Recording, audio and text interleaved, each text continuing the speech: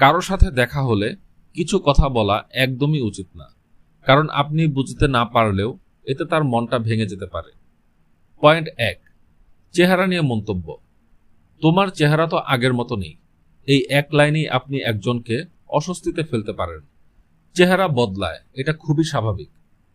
Point 2, শরীর নিয়ে আলোচনা। তুমি মোটা হয়ে গেছো বা অনেক চিকন লাগছে।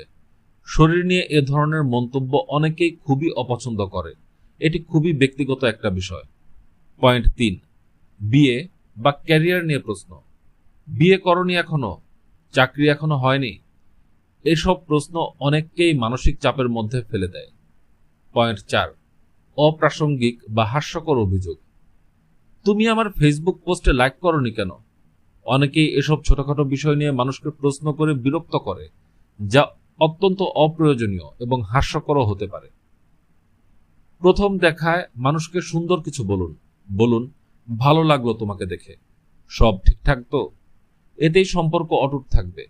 ভালোবাসা ছড়ান, সবকিছুতে মানুষের দোষ না খুঁজে মানুষকে বোঝার চেষ্টা করুন।